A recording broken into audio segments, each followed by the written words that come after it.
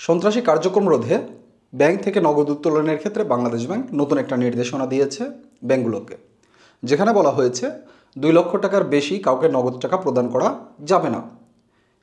এর বাইরে যারা পলিটিক্যালি এক্সপোজড পারসনস রয়েছেন, অর্থাৎ যাদের পলিটিক্যাল ব্যাকগ্রাউন্ড রয়েছে বা যারা পলিটিক্যালি বা রাজনৈতিক ব্যক্তিত্ব হিসেবে পরিচিত, তাদেরকে টাকা দেওয়ার ক্ষেত্রে বিশেষ সতর্কতা অবলম্বন করার কথা বলা হয়েছে। অর্থাৎ তাদেরকে টাকা দেওয়ার ক্ষেত্রে অবশ্যই যাচাই বাছাই করে দিতে হবে এবং প্রয়োজনে বাংলাদেশ ব্যাংকের BFIU অর্থাৎ বাংলাদেশ ফাইন্যান্সিয়াল ইন্টেলিজেন্স ইউনিটকে অবহিতকরণপূর্বক তাদেরকে টাকা প্রদান করতে হবে।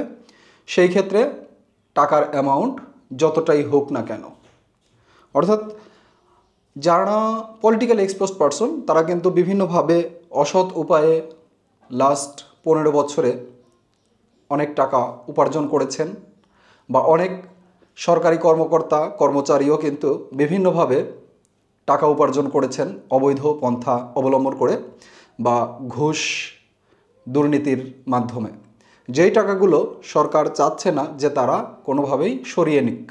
অনেকেই মনে করছেন যে ব্যাংকে হয়তো টাকার অভাব রয়েছে, যে কারণে নতুন সরকার একটু চেপে ধরেছে, কিন্তু আসলে ঘটনা অন্য জায়গায়। কারণ হচ্ছে ব্যাংকগুলোতে প্রচুর পরিমাণে টাকা আছে।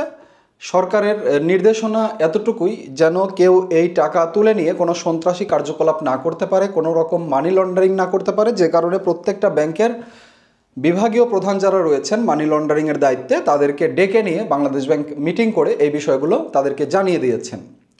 এবং আরেকটা বিষয় বলা হয়েছে, সেটা হলো ব্যাংকের প্রধান কার্যালয় থেকে শাখাগুলোতে তহবিল সরবরাহটা বন্ধ থাকবে। এই কারণেই বন্ধ থাকবে নিরাপত্তাজনিত শঙ্কার কারণে।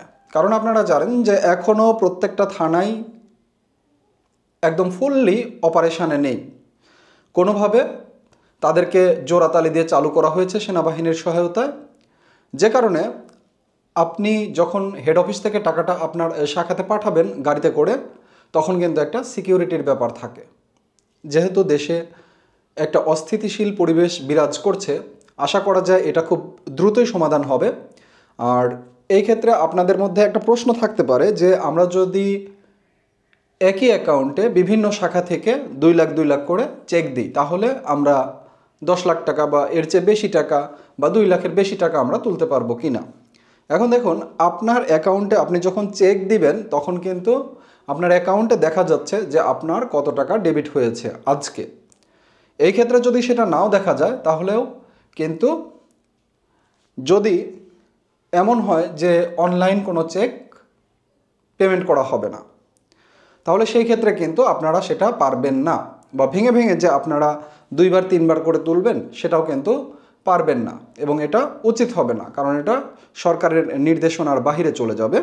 আর বিশেষ করে যারা ব্যবসায়ী রয়েছেন তাদের জন্য একটু মনে হতে পারে যে এটা বিপজ্জনক হতে যাচ্ছে, কিন্তু না, আপনাদের জন্য বিপজ্জনক হতে যাচ্ছে না। কারণ RTGS বা BFTN যেই অনলাইন মাধ্যমগুলো রয়েছে, যেগুলোর মাধ্যমে আমরা টাকা ট্রান্সফার করতে পারি, টাকা ট্রান্সফারের ব্যাপারে কিন্তু কোনো কড়াকড়ি আরোপ করা হয় নাই। অর্থাৎ আপনি চাইলেই আপনার যেই বিজনেস পার্টনার আছে তাকে কিন্তু আপনি ট্রান্সফারের মাধ্যমে টাকা পাঠিয়ে দিতে পারেন, এতে কিন্তু কোনো বাধা নেই।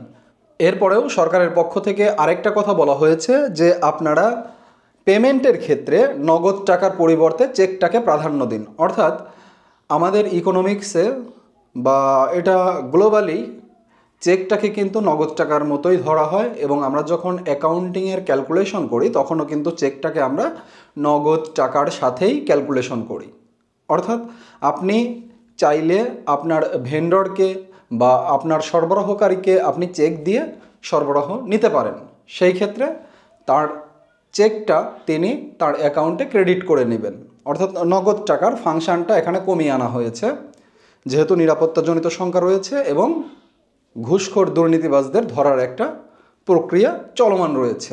এতে করে যারা ঘুষ দুর্নীতি করে সম্পদের পাহাড় গড়েছেন তারা কিন্তু খুব সহসাই তাদের টাকাগুলো স্থানান্তর করে নিতে পারছেন না।